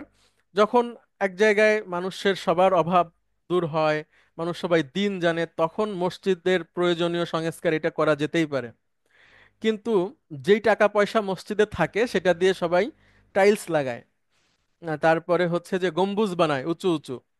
হ্যাঁ, যেই গম্বুজের আসলে কিন্তু কোনো প্রয়োজন নাই, মানে গরিব মানুষের এলাকা, সেখানে 2 কোটি 3 কোটি টাকা দিয়ে মসজিদের গম্বুজ তৈরি করা হয়, যেটা ইহুদি খ্রিস্টানের একটা কালচার। নয়, নবীদের হত্যা করা। এটা নিয়েও আরো অনেক আলোচনা করা যাবে। তো আল্লাহ সুবহানাহু ওয়া তাআলা বলছেন ইহুদিদের একটা বৈশিষ্ট্য হচ্ছে যে তারা নবীদেরকে হত্যা করেছে, তারা প্রায় 500 নবীকে হত্যা করেছে তাদের মধ্যে থেকে আসা। এবং ঐতিহাসিকরা বর্ণনা করে যে ইহুদিরা এত নিষ্ঠুর ছিল যে সকালবেলায় তারা নবীদেরকে হত্যা করে সন্ধ্যাবেলায় তারা বাজারে যেয়ে আড্ডা দিত। এবং আরেকটা বিষয় যেটা, যে বনি ইসরায়েলের মধ্যে অনেক নবী ছিলেন, একই সময়ে একাধিক নবী তাদের মধ্যে ছিলেন। যেমন আমরা যদি দেখি মুসা আলাইহিস সালাতু ওয়াসসালামের সময় তার ভাই আহ, হারুন আলাইহিস সালাতু ওয়াসসালাম তিনি ছিলেন। এমনিভাবে বনি ইসরায়েলের মধ্যে এক সময় একাধিক নবী এসেছেন। Okay. এরপরে বনি ইসরাইল বা ইহুদির আরেকটা বৈশিষ্ট্য হচ্ছে যে রাসূল সাল্লাল্লাহু আলাইহি ওয়াসাল্লাম বলছেন ইন্না বানি ইসরাঈলা কাতাবু কিতাবান, বনি ইসরায়েলরা নিজেরা নিজেরা তাদের আইনের বইগুলো লিখত। ফাত্তাবিউহু, অতঃপর সেগুলোকে অনুসরণ করত। ওয়া তারাকুত তাওরাতা, এবং তারা তাওরাতকে অস্বীকার করত, তাওরাতকে তারক তরক করত। অর্থাৎ বনি আল্লাহ সুবহানাহু ওয়া তাআলা যে তাওরাতের বিধান দিয়েছে এগুলোকে তারা বাদ দিয়ে নিজেরা নিজেরা আইনের বই লিখত। কিভাবে তারা চলবে, কিভাবে কোনটা তাদের ঠিক কোনটা বেঠিক, কিভাবে তাদের সমাজ চলবে, কিভাবে তারা পরিচালিত হবে, এইসব বই তারা নিজেরা নিজেরা লিখত। আর আল্লাহর যে কিতাব তাওরাত সেটাকে তারা বাদ দিয়ে দিত। 11 নাম্বার বৈশিষ্ট্য, অনেক বৈশিষ্ট্য, তার মধ্যে একটা হচ্ছে শেষ, এটাই আমাদের আলোচনার শেষ অংশ, যে তারা জিহাদ করতে অপারগতা প্রকাশ করে। যে যখন আল্লাহ সুবহানাহু ওয়া তাআলা তাদেরকে বাঁচায় নিয়ে আসলো ফিরাউনের হাত থেকে, বাঁচায় এনে আল্লাহ সুবহানাহু ওয়া তাআলা বললেন যে যাও মসজিদে আকসা বা ফিলিস্তিন দখল করো। কিন্তু সেইখানে একটা বড় গ্রুপ ছিল যাদের নাম হচ্ছে আমালেকা গোত্র, তারা অনেক শক্তিশালী ছিল। আল্লাহ বললেন যে যাও জিহাদ করে তোমাদের ভূমি পুনর্দখল নাও। তখন তারা বলল কলু ইয়া মূসা ইন্না লান নাদখুলাহা আবাদান, আমরা তোমার সাথে কখনোই ওইখানে যাব না। হুম, মা দামু ফিহা ফাদহাব আনতা ওয়া রাব্বুকা ফাকাতিলা ইন্না হা হুনা কাইদুন। ক- কখনোই তোমার সাথে আমরা প্রবেশ করব না, তুমি আর তোমার রব যে তাদের সাথে যুদ্ধ করো, আমরা এখানে বসে আছি। তো এভাবে করে যখনই তাদের কাছে জিহাদের কোনো বিধান এসেছে বিভিন্ন সময় বিভিন্ন নবীর কাছে, তাদের মধ্যে থেকেই অধিকাংশ মানুষ সেটাকে অস্বীকার করেছে যে না না, এই মারামারি করে তো আমরা আমরা আমরা আমরা কেন যাব এখানে। তো এইভাবে করে তারা তাদের যে জিহাদ, আল্লাহর পক্ষ থেকে আসা প্রতিরোধ ব্যবস্থা, যুদ্ধ ব্যবস্থা, সেটাকেও তারা অস্বীকার করেছে। আমরা যদি দেখি যে এই বিষয়গুলো আমাদের সাথে মিল আছে এর মধ্যে অনেক কিছুতে। এখন আপনাদের প্রশ্ন হতে পারে যে অনেক দূরের একটা রাষ্ট্র হচ্ছে ইসরায়েল, সেখানে সেখানের আহ, মানুষ তো কখনো এখানে আসবেও না, আমরাও কখনো সেখানে যাব না। তো তাদের সাথে আসলে আমাদের যুদ্ধ বা আদর্শিক লড়াইটা কিভাবে হবে? হ্যাঁ, তো আপনাদেরকে আমি একটা ছোট ভিডিও দেখাতে চাই। শব্দটা আপনাদের ওখানে যাবে কিনা আমি একটু লক্ষ্য করেন। হ্যাঁ, আচ্ছা যাবে, একটু লক্ষ্য করবেন একটা ভিডিও। মোশে শ্যারন হাইফা বিশ্ববিদ্যালয়ের একজন Islamic scholar who's a Jew Zionist, তার ওয়াজ শুনেন, তার বক্তৃতা শুনে ইসলাম সম্পর্কে কি অগাধ প্রগাঢ় পাণ্ডিত্য ইসলামের উপরে। আমি রিকোয়েস্ট করবো আজকে যাওয়ার পথে দেখবেন মোশে শ্যারন। আচ্ছা, আবার একটু শুনবেন, মানে যেহেতু স্লাইডের মধ্যে ভিডিও তো একটু শুনতে অসুবিধা হতে পারে। সে কি বলছে একটু লক্ষ্য করবেন। মোশে শ্যারন হাইফা বিশ্ববিদ্যালয়ের একজন Islamic scholar who's a Jew Zionist, তার ওয়াজ শুনেন, তার বক্তৃতা শুনে ইসলাম সম্পর্কে কি অগাধ প্রগাঢ় পাণ্ডিত্য ইসলামের উপরে। আমি রিকোয়েস্ট করবো আজকে যাওয়ার পথে দেখবেন মোশে শ্যারন। ওকে, দেখেন এখানে যে লোককে দেখানো হয়েছে, এই লোক আমাদের দেশের একজন পুলিশের লোক ছিল। সে আমাদেরকে বলতেছে যে মোশে শ্যারনের লেকচার শোনার জন্য, সেখান থেকে ইসলাম শেখার জন্য। এবং সে নিজেই বলছে যে মোশে শ্যারন হচ্ছে একজন ইহুদি। তো একজন ইহুদির থেকে আমাদেরকে মানে উনি ইসলাম শেখার কথা বলছে। মোশে শ্যারনকে আমরা যদি একটু দেখি, সে আবার বলছে যে আপনি সার্চ দিয়ে একটু দেখবেন যে মোশে শ্যারন, আহ, তার লেকচার শুনবেন, কি অগাধ প্রগাঢ় পাণ্ডিত্য। হ্যাঁ, মানে আমাদের দেশের যারা আলেম ওলামা আছে তাদের ইসলাম সম্পর্কে বলাটা ঠিক হয় না। মোশে শ্যারন থেকে আমাদেরকে ইসলাম শিখতে হবে। তো মোশে শ্যারন হচ্ছে উম, আপনার হাইফা বিশ্ববিদ্যালয়ের একজন প্রফেসর ছিল। এবং সে একজন আহ, বুদ্ধিজীবী বলতে পারি আমরা ইহুদিদের, এবং বয়ান তৈরি করার একজন শক্তিশালী মাস্টার মাইন্ড। এবং সে অনেক কিছু লিখেছে, তো তার মধ্যে একটা বই আছে এবং তার অনেকগুলো বক্তৃতা আছে। এবং তার একটা গুরুত্বপূর্ণ কথা যেটা উইকিপিডিয়াতেও লেখা আছে, হ্যাঁ, আমরা তার অনেক লেকচার শুনে যেগুলো দেখেছি, খুবই ভয়াবহ ইসলাম সম্পর্কে, মুসলিম সম্পর্কে তার যে বয়ান। এবং সে আহ, সবসময় এই কথাগুলো বলে। যেমন সে বলে যে, এখানে লেখা আছে যে Moshe Sharon believes that western leaders fail to understand Islam. Moshe Sharon বিশ্বাস করে যে পশ্চিমের শাসকরা ইসলামকে বুঝতে ফেল করেছে। He says that there is no fundamental Islam, there is only Islam, full stop. অর্থাৎ উম, ইসলামের মানে কোনো ফান্ডামেন্টাল বা লিবারেল এরম কিছু নাই। মানে ইসলাম তো ইসলামই। হ্যাঁ, এবং আসলেই তো তাই, ইসলাম তো ইসলামই, ইসলামের কোনো ভাগ নাই। তো ওয়েস্টের লিডাররা অনেক সময় ভাবে যে মুসলিমরা হচ্ছে দুই ভাগ থাকুক, যারা ফান্ডামেন্টালিস্ট তাদেরকে আমরা কখনো অ্যাক্সেস দেব না, কিন্তু যারা লিবারেল তাদেরকে আমরা অ্যাক্সেস দেব। মোশে শারন বলছে যে না, কোনো মুসলিমকেই অ্যাক্সেস দেওয়া যাবে না। মুসলিম তো মুসলিম, ইসলাম তো ইসলাম, এখানে কোনো ভাগ নাই এবং এখানে কোনো আলাদা কিছু নাই। মানে আমরা যদি বলি যে মোশে শ্যারন একজন খুবই বড় মাপের ইহুদি বুদ্ধিজীবী, যাদের যেসব মানুষদের বয়ানের উপর ভিত্তি করে মুসলিমদেরকে হত্যা করা হয় তাদের একজন। তো এখন মানে আমি জাস্ট এনাকে দেখিয়ে বুঝাতে চাচ্ছি যে যেই মানুষের বয়ানকে কেন্দ্র করে মুসলিমদেরকে হত্যা করা হয়, সেই সব লোকদের প্রচারও কিন্তু আমাদের দেশে হয়েছে বা হতে পারে বা হবে। তো আমাদের থেকে বনি ইসরায়েল বা ইহুদি যত দূরেই থাকুক না কেন, আমরা দেখছি যে রাসূল সাল্লাল্লাহু আলাইহি ওয়াসাল্লাম বলছেন যে তাদের বৈশিষ্ট্যগুলো তোমাদের মধ্যে ঢুকে যাবে। জুতা যেমন জুতার সমান হয়, তোমরাও তাদের মতো হয়ে যাবে। সাপ যেমন গর্তে ঢুকে যায়, এটা যদি বনি ইসরায়েলের লোকেরাও সাপের গর্তে ঢোকে, তোমরাও ঢুকে যাবে। এরপরে আল্লাহ সুবহানাহু ওয়া তাআলা কোরআনুল কারিমে প্রায় ইতিহাসের 3 ভাগ জায়গা জুড়েই তাদের ইতিহাসগুলো বর্ণনা করছেন। এরপরে আমরা দেখছি যে আমাদের অনেক বৈশিষ্ট্য তাদের সাথে মিলে যায়। তো রাসূল সাল্লাল্লাহু আলাইহি ওয়াসাল্লাম বলছেন, মান তাশাব্বাহা বিকৌমিন ফাহুয়া মিনহুম। তোমরা, অর্থাৎ কোনো ব্যক্তি বা গোষ্ঠী যার সাথে সাদৃশ্যতা রাখবে, সে তাদেরই একজন হয়ে যাবে। অর্থাৎ আহ, সুরাতে, চিন্তায়, কালচারে, ভালোবাসা, আইডিওলজি বা এরকম যা কিছুতে হোক, যদি যে যার সাথে মিল থাকবে সে তাদেরই অংশ। এই জন্য অনেক দূরে যেতে মানে অনেক দূরের একটা দেশ, তার সাথে আমার যুদ্ধ হবে কিনা, কখনো দেখা হবে কিনা, মানে এই জায়গা থেকে আমরা বলতে চাই যে আদর্শিক বিষয়টাও আমাদের মধ্যে এসে ঢুকে যেতে পারে। আচ্ছা, এরপরে আরেকটা হাদিস আছে সহি মুসলিমের কিতাবুল ফিতান, এখানকার হাদিস। আবু হুরায়রা রাদিয়াল্লাহু আনহু বলেন যে রাসূল সাল্লাল্লাহু আলাইহি সাল্লাম বলছেন, ততক্ষণ পর্যন্ত কিয়ামত হবে না যতক্ষণ পর্যন্ত মুসলিমরা ইহুদিদের সাথে যুদ্ধ না করবে। আর ইহুদি মুসলিমদের ভয়ে গাছ ও পাথরের পেছনে আত্মগোপন করবে। অতঃপর গাছ ও পাথর বলবে, হে মুসলিম, হে আল্লাহর বান্দা, এই যে ইহুদি আমার পেছনে, তাড়াতাড়ি এসো এবং তাকে হত্যা করো।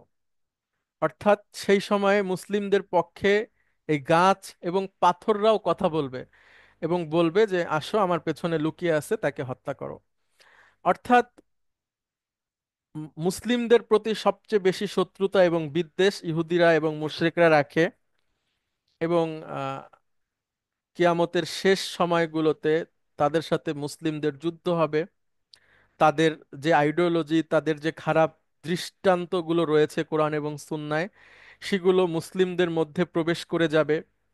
তো এই সব নিয়ে তাদের প্রতি আমাদের যে দৃষ্টিভঙ্গি, সেটার সংক্ষিপ্ত একটা উম, কিছু রেফারেন্স আমি আপনাদের সামনে দেওয়ার চেষ্টা করলাম।